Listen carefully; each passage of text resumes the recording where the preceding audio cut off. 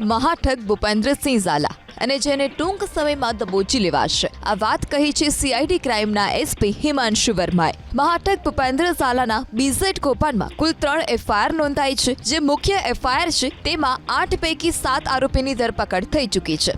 ફક્ત મહાઠગ ભૂપેન્દ્રસિંહ ઝાલા હજુ પકડથી બહાર છે. સીઆઈડી ક્રાઇમની તપાસમાં ખુલ્યું કે મુખ્ય 4 કંપનીના 16 એકાઉન્ટ છે, જેમાં 360 કરોડની રકમ મળી છે. 2 ચોપડા મળ્યા, જેમાંથી એકની તપાસ કરી તો 50 કરોડના વ્યવહાર મળ્યા. તપાસ દરમિયાન 18 પ્રોપર્ટી મળી અને જેની કિંમત 100 કરોડથી વધુ છે. બેનામી પ્રોપર્ટીની તપાસ ચાલુ છે. ભૂપેન્દ્ર ઝાલાના જેટલા એકાઉન્ટ છે તે સીઝ કરાયા છે.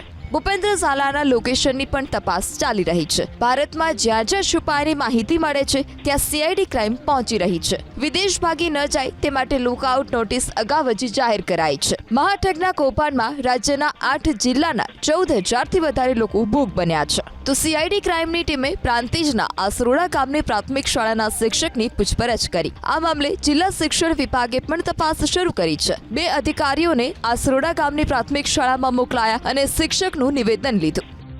हमने हर एंगल पे इसकी तपास की है कि वो बाहर हो सकता है या इंडिया में हो सकता है, इंडिया में कहाँ कहाँ हो सकता है. तो वो हर पहलू पे मैं बहुत डिटेल में तो नहीं जा सकता, बट हम हर एंगल पे उसकी तपास कर रहे हैं. जैसे कि आपको बताया कि हमने एलओसी भी पहले जो है इशू कर दिया है और इंडिया में जहाँ हमें लग रहा है कि जहाँ जहाँ पॉसिबिलिटी उसकी हो सकती है तो वहाँ पे हमने टीमें भेजी भी हुई हैं.